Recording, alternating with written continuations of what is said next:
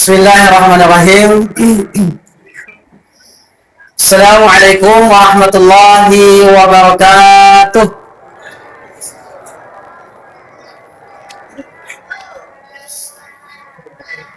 Alhamdulillah alamin. Wa bihi nasta'inuhu ala umuri dunya waddin.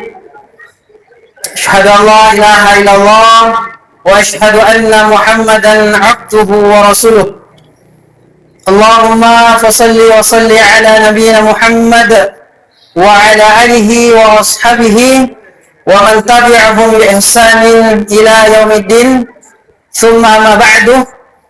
Faqala Allah jalla wa ala fil Qur'anil Karim ba'da an a'udzu billahi minasy syaithanir rajim wa qala faman syahida minkum asy-syahra falyasum wa man kana maridan aw ala safarin fa'iddatun min ayyamin ukhra yuridullahu bikumul yusra wa la yuridu bikumul usra thumma amma ba'du fa ya ayyuhal hadirun wal hadirat rahimani wa rahimakumullahu ta'ala jami'an.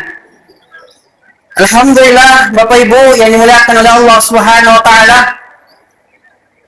Rasanya baru beberapa hari kemarin kita masih merasakan yang namanya duduk bersama dengan keluarga sambil bercanda gurau, sambil ngobrol satu dengan yang lainnya, sambil menikmati secangkir teh bagi ibu-ibu dan secangkir kopi bagi apa-apa. Akan tetapi pada hari ini Bapak Ibu yang dimuliakan oleh Allah Subhanahu wa taala, ternyata hal itu tidak bisa kita nikmati lagi. Tadi pagi kami rasa semuanya sudah melaksanakan hal tersebut. Ketika tiba jam 7 pagi, jam 8 pagi, secangkir teh dan secangkir kopi di pagi hari sudah kita tidak menemukan lagi di atas meja kita. Atau masih ada yang menemukan Bapak Ibu? Rasanya tidak lain, nak. Atau masih ada apa-apa yang meminta secangkir kopi, Bu? Tidak lain, alhamdulillah. Dan Bapak Ibu yang dimuliakan oleh Allah Subhanahu wa taala, sejatinya dan sesungguhnya seperti itulah kaum muslimin. Kenapa Bapak Ibu sekalian? Seorang muslim, seorang mukmin sejati, ketika dia mengatakan asyhadu an la ilaha illallah wa asyhadu anna Muhammadar Rasulullah, apa yang terjadi Bapak Ibu yang dimuliakan Allah Subhanahu wa taala? Dia telah mengabdikan, dia telah memperhambakan, dia telah menyerahkan, dia telah memberikan seluruh apa Bapak Ibu sekalian, seluruh tatanan kehidupannya kepada Allah Subhanahu wa taala. Artinya apa Bapak Ibu sekalian? Kalau kemarin 2 hari yang lalu kita masih sarapan, hari ini tidak sarapan disebabkan karena kenapa? Karena puasa, betul. Kita berpuasa karena kenapa? Allah Subhanahu wa taala yang memerintahkan kepada kita semua. Nah, seperti itulah kita kaum muslimin yang dimuliakan Allah Subhanahu wa taala. Kita seharusnya, kita sejatinya hidup di atas muka bumi ini, jangan kita hidup sesuka hati kita saja. Jangan kita hidup di atas muka bumi ini sesuai dengan aturan kita masing-masing, tidak. Kita hidup di atas muka bumi ini sebagai seorang hamba, sebagai seorang makhluk, sebagai seorang ciptaan Allah Subhanahu wa taala, maka hendaknya dan sejatinya dan seharusnya lah apa? Kita tunduk dan patuh terhadap apa? Perintah Allah Subhanahu wa taala. Kita diminta makan dan minum, kita makan dan minum. Kita diperintahkan jangan makan dan minum, kita tidak makan dan minum. Masya Allah. Kalau seperti itu kita berkehidupan jamaah sekalian, kami rasa tidak ada lagi kesusahan dalam hidup kita di dunia dan insya Allah di akhirat kelak. Dan itulah yang disebutkan oleh Allah Subhanahu wa taala, fa amma man khafa maqama rabbih wa nahan nafsa 'anil hawa. Apa kata Allah Subhanahu wa taala? Fa innal jannata hiyal ma'wa. Barang siapa yang takut kepada Allah Subhanahu wa taala, menyerahkan seluruh tatanan kehidupannya, menyerahkan kepada Allah seluruh kesehariannya, aturan dalam hidupnya diserahkan semua kepada Allah, dikembalikan kepada agama, dikembalikan kepada sunnah Rasulullah SAW. Apa kata Allah Subhanahu wa taala? dia akan mendapatkan surga kelak nanti di akhirat. Dan kami berdoa, mudah-mudahan khatib, mudah-mudahan penceramah, dan kepada kita semua Bapak Ibu jamaah sekalian, termasuk orang-orang yang disebutkan oleh Allah Subhanahu wa taala akan kembali kepada surga Allah Subhanahu wa taala. Amin ya rabbal alamin. Bapak Ibu yang dimuliakan oleh Allah Subhanahu wa taala, dan juga kita bersalawat kepada suri teladan kita, Nabi junjungan kita bersama, yakni Nabi besar Muhammad sallallahu alaihi wasallam, dengan sama-sama kita menghantukan atau melafazkan Allahumma salli ala nabiyina Muhammad wa ala ali nabiyina Muhammad fil alamin innaka Hamidum Majid. Hadirin jamaah Isya dan Tarawih yang dimuliakan oleh Allah Subhanahu wa taala.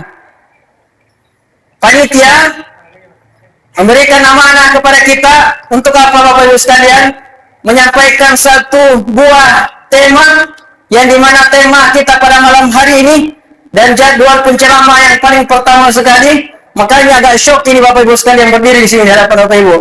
Ya, sebagai penceramah pertama, tentu di situ semua akan berkumpul penilaian. Wah, yo betul Ustadz yang pertama. Iya, panitia mengamanahkan untuk menyampaikan kisah Nabi Nuh alaihissalam dan keluarganya. Bapak Ibu yang dimuliakan Allah Subhanahu wa taala, kalau kita ingin berbicara masalah Nabi Nuh alaihissalam, maka teramat banyak kemudian pelajaran yang bisa kita petik, bisa kita ambil. Kira-kira di antaranya Bapak Ibu sekalian, taruhlah mungkin bagaimana peran seorang bapak, peran seorang ayah untuk apa? Untuk menyelamatkan anak keluarganya, istrinya dari apa? Dari api neraka. Sebagaimana yang disebutkan Allah Subhanahu wa taala, "Qu anfusakum wa ahlikum nar." Jagalah diri-diri kalian dan keluarga-keluarga kalian dari api neraka. Dan pelajaran yang lain yang bisa kita petik dari kisah Nabi Nuh alaihissalam Bapak Ibu sekalian, bahwasanya keluarga yang kemudian memutuskan untuk murtad, keluarga yang sehubungan segaris saudara, yang kemudian memutuskan untuk keluar daripada Islam, maka dalam syariat kita, dalam fikih, dalam agama kita, itu kemudian membuat seluruh hak-haknya sebagai seorang keluarga itu terputus. Contohnya, misalnya dia seorang anak, maka dia akan mendapatkan harta warisan daripada bapaknya, dari ayahnya. Tapi karena ia keluar dari Islam, murtad istilahnya Bapak Ibu sekalian, maka terputus hak tersebut, nggak dapat lagi Bapak Ibu sekalian. Dan masih banyak lagi yang dapat kita petik daripada kisah Nabi Nuh alaihissalam yang dimuliakan oleh Allah Subhanahu wa taala. Akan tetapi Bapak Ibu, insyaallah pada malam hari ini yang akan menjadi fokus pembahasan kita bukan itu semua Bapak Ibu sekalian. Tapi kira-kira apa yang akan menjadi fokus pembahasan kita pada malam hari ini? Hadirin yang dimuliakan Allah Subhanahu wa taala, adalah bagaimana seorang Nabi Nuh alaihissalam mempergunakan umur yang diberikan oleh Allah Subhanahu wa taala dengan sebaik-baik mungkin. Insyaallah pembahasan kita pada malam hari ini Bapak Ibu yang dimuliakan Allah Subhanahu wa taala, yaitu berkenaan dengan umur kita. Sebagaimana seorang Nabi Nuh alaihissalam diberikan umur oleh Allah Subhanahu wa taala dan dia pergunakan dengan sebaik-baik mungkin umur yang diberikan oleh Allah Subhanahu wa taala tersebut. Kira-kira Bapak Ibu, berapa lama Nabi Nuh alaihissalam diberi kesempatan oleh Allah untuk hidup? Ada yang mengatakan 950 tahun. Itu masa berdakwahnya. Mulai dari lahir sampai kemudian gadang, mulai. Maka kalau bisa kita simpulkan Bapak Ibu yang dimuliakan Allah, umur Nabi Nuh alaihissalam bisa jadi mencapai sampai kemudian 1000 tahun lebih.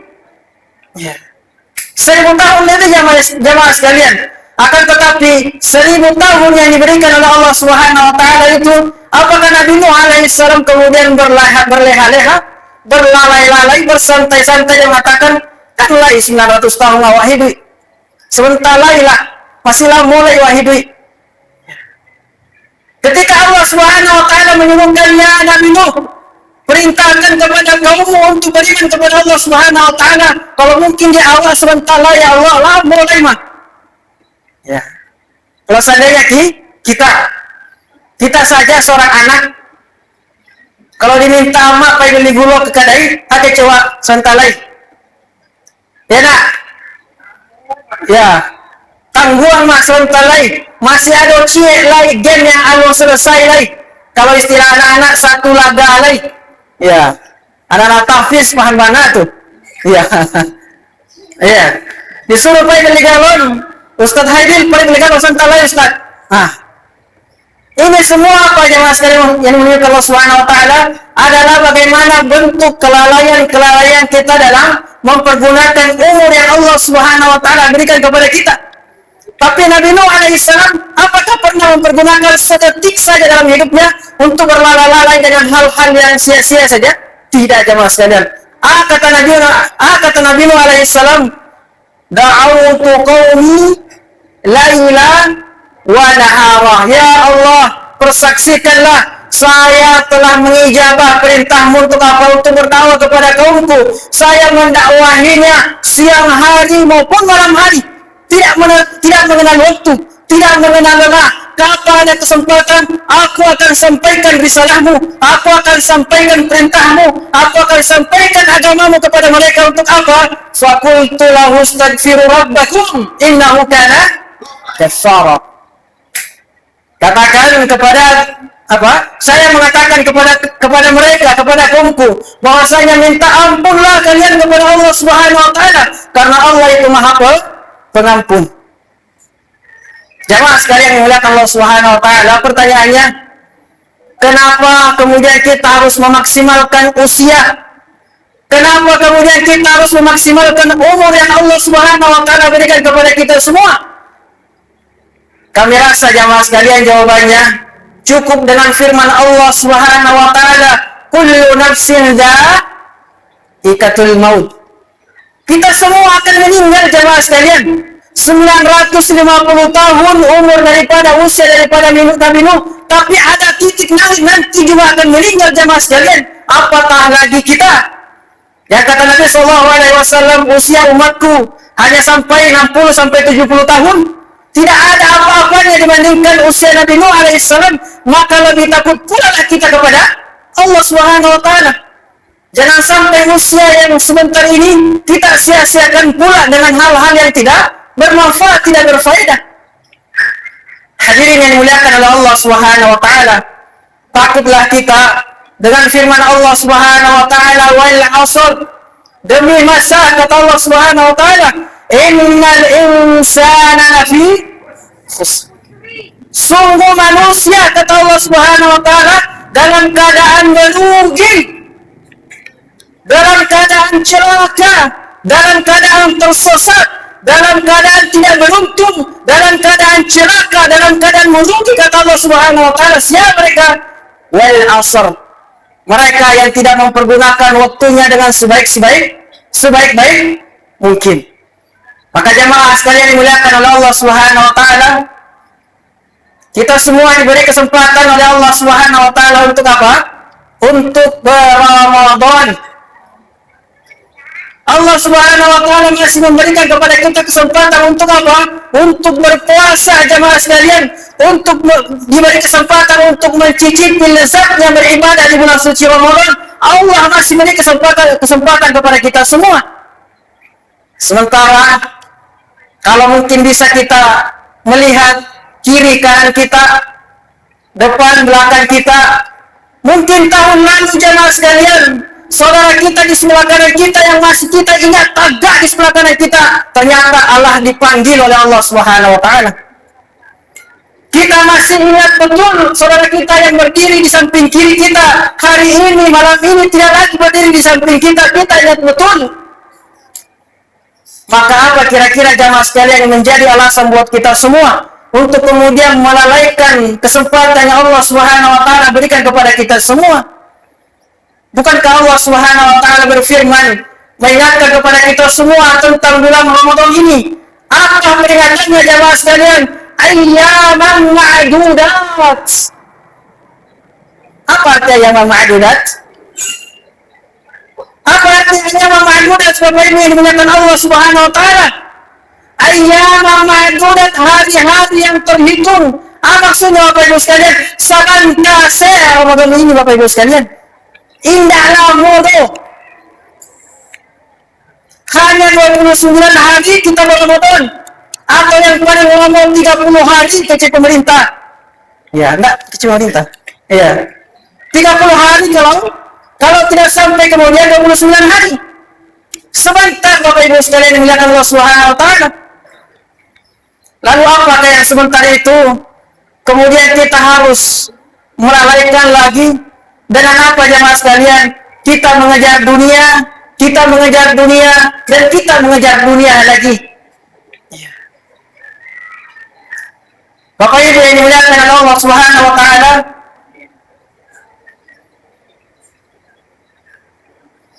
kata Nabi Shallallahu Alaihi Wasallam, sebaik-baik umur itu adalah apa jemaah sekalian? Man tawala umruhu wa hasuna amaluh. Sebaik-baik umur jemaah sekalian adalah apa? Adalah yang panjang usianya, yang panjang umurnya, dan apa jemaah sekalian? Dan bagus amalannya.